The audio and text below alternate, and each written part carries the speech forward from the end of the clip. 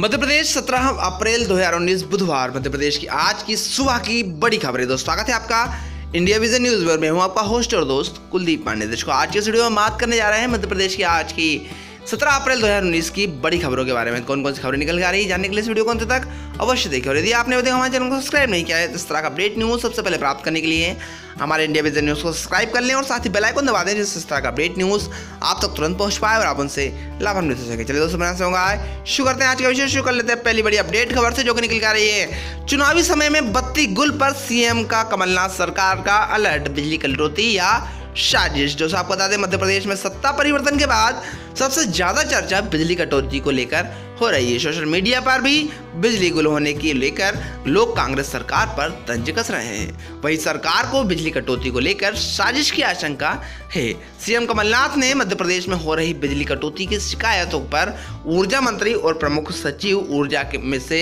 एक महीने की रिपोर्ट मांगी है। सीएम कमलनाथ ने चुनावी समय में प्रदेश के अलग अलग स्थानों पर बिजली कटौती की शिकायतों पर नाराजगी जाहिर की है। उन्होंने ऊर्जा मंत्री और प्रमुख सचिव ऊर्जा मंत्री के सचिव से एक महीने की रिपोर्ट मांगी है। उन्होंने बिजली कंपनियों से जवाब मांगा है कि जब प्रदेश सरप्लस बिजली उपलब्ध है तो फिर कटौती क्यों की जा रही है।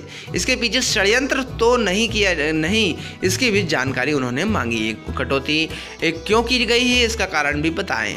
उन्होंने कहा है कि इस बात का भी पता लगाया जाए कि चुनाव के समय भी कटौती की शिकायतें क्यों आ रही हैं। क्या इसके पीछे कुछ साजिश षड्यंत्र तो नहीं है, इसकी भी जांच की जाए। मुख्यमंत्री कमलनाथ ने फोन पर ऊर्जा मंत्री और मुख्य सचिव ऊर्जा से बात कर कहा है कि बिजली वितरण में किसी भी तरह की लापरवाही और कोताही सहन नहीं होगी। उन्होंने कहा है कि जिम्मेदार अधिकारियों की जवाबदारी सुनिश्चित की जाए। आम उपभोक्ताओं को 24 घंटे और कृषि कार्य के लिए हर हाल में 10 घंटे बिजली मिले, यह सुनिश्चित किया जाए। आइए बढ़ते हैं आगे और बात कर लेते हैं दूसरी बड़ी अपडेट खबर की जो कि निकल कर आ रही। कमलनाथ की घेराबंदी के लिए बीजेपी ने बनाई बड़ी रणनीति। दोस्तों आपको बता दें लोकसभा चुनाव के दौरान मध्य प्रदेश भाजपा की ओर से प्रदेश की कमलनाथ सरकार पर तीखे हमले नहीं होने से पार्टी का आला कमान खफा है। सरकार पर हमले तेज करने के लिए प्रदेश प्रभारी विनय सहस्त्रबुद्धे ने आज प्रदेश भाजपा कार्यालय में प्रदेश प्रवक्ता एवं अन्य पदाधिकारियों की बैठक ली। उन्होंने कर्जमाफी हाल ही में उजागर सरकार का भ्रष्टाचार, तबादला उद्योग पर सरकार को घेरने को कहा है।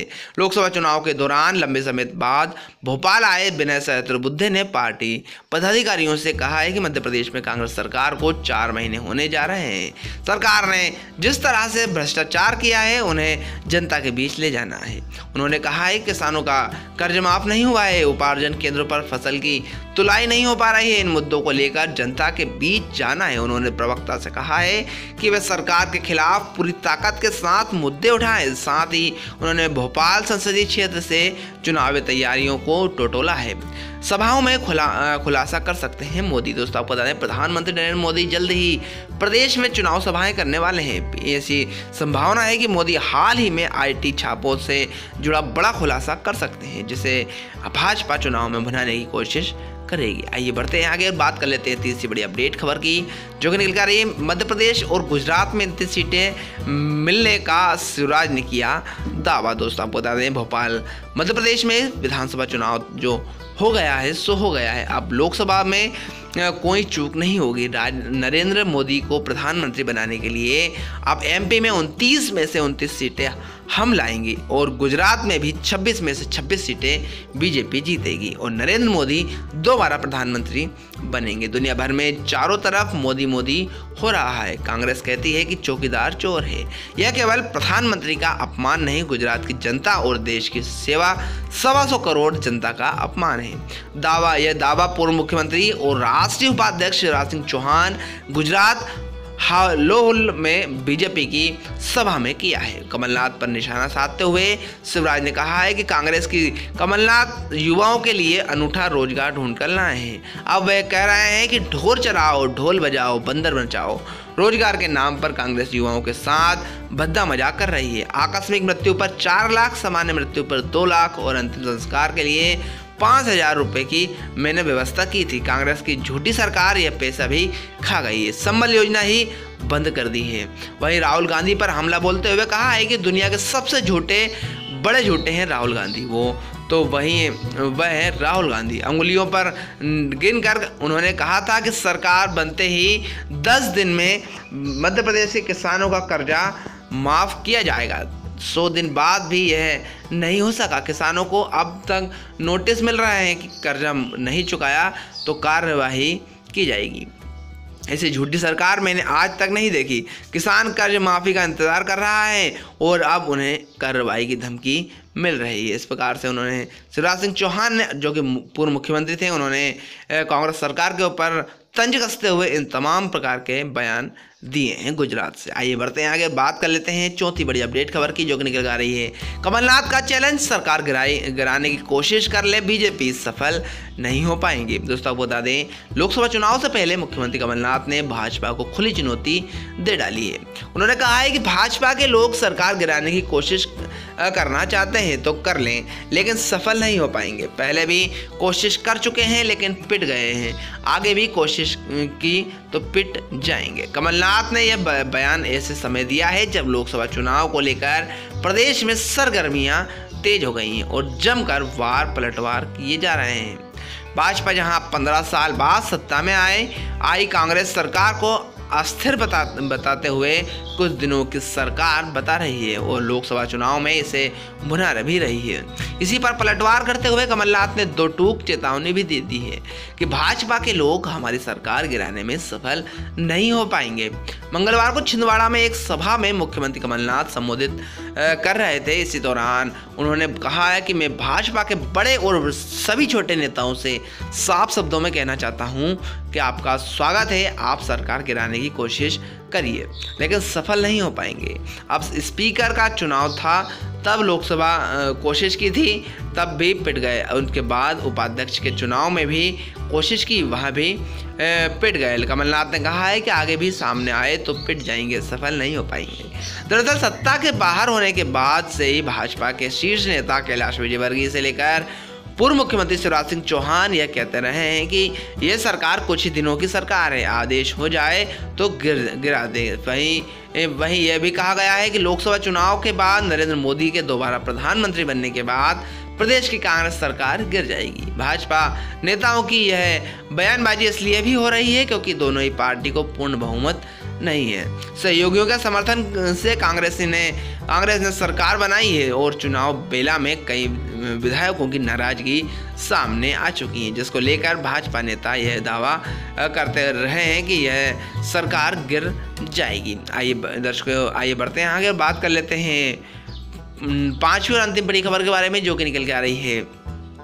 दिग्विजय सिंह के खिलाफ भाजपा के टिकट पर साध्वी लड़ सकती है चुनाव, जो कि मध्य प्रदेश लोकसभा चुनाव संबंधित है। दोस्तों आपको बता दें, भाजपा में भोपाल सीट को लेकर बढ़ते जा रहे सस्पेंस के बीच अब साध्वी प्रज्ञा ठाकुर का नाम तेजी से सामने आया है। खबर है कि बीजेपी दिग्विजय के खिलाफ साध्वी को चुनाव लड़ा सकती है। सियासी गलियारों में इसकी अटकलें जोरों पर हैं। वहीं साध्वी ठाकुर भी कह चुकी हैं कि वो चुनाव लड़ने के लिए तैयार हैं। इसके पहले पूर्व मुख्यमंत्री शिवराज सिंह चौहान, उमा भारती, नरेंद्र तोमर समेत आधा दर्जन से अधिक नेताओं के नाम भोपाल के लिए चर्चा में जा चुके हैं। दरअसल भोपाल संसदीय सीट से कांग्रेस ने पूर्व सीएम दिग्विजय सिंह को मैदान में उतारा है, जिसके चलते इस सीट पर भाजपा में दमदार चेहरों की तलाश है। कई बड़े नेताओं के नामों पर चर्चा के बाद अब सियासी गलियारों में साध्वी प्रज्ञा ठाकुर का नाम सुर्खियों में आ गया है। इस बात की भी अटकलें तेज हो गई हैं कि बीजेपी दिग्विजय सिंह के खिलाफ कट्टर हिंदुत्व चेहरा साध्वी प्रज्ञा ठाकुर को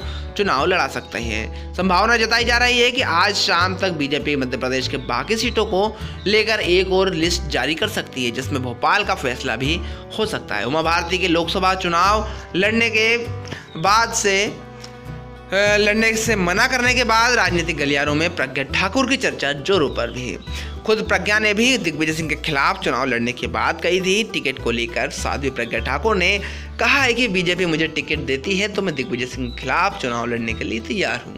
ये चुनाव धर्म और अधर्म के बीच होगा। भगवा और आतंकी कहने वाले दिग्विजय सिंह का कोई साथ नहीं देगा। वही बाहरी के सवाल का उन्होंने कहा है कि भोपाल के लिए बाहरी नहीं, 16 साल भोपाल में रही हैं और दिग्विजय के षड्यंत्र के कारण जेल भी गई थी। जिस तरह दिग्विजय सिंह को भाजपा हिंदू विरोधी होने का आरोप लगती है, ऐसी स्थिति में पार्टी प्रज्ञा ठाकुर को उम्मीदवार घोषित करती है तो वोट का ध्रुवीकरण होना तय है। करीब 18 लाख मतदाताओं वाली भोपाल संसदीय सीट पर करीब 4.5 लाख मुस्लिम मतदाता है। यही नहीं, यदि ऐसा होता है तो भाजपा इस सीट पर वोटों का ध्रुवीकरण करेगी ताकि दिग्विजय सिंह जैसी मजबूत उम्मीदवार को हराया जा सके। वर्ष 1989 से भोपाल लोकसभा सीट पर भाजपा का गढ़ रही है। यहाँ कांग्रेस के हर प्रयोग फेल रहे हैं। इस बार दिग्विजय सिंह को कांग्रेस ने उतारा है। दर्शकों, इस प्रकार से वीडियो हमने जाना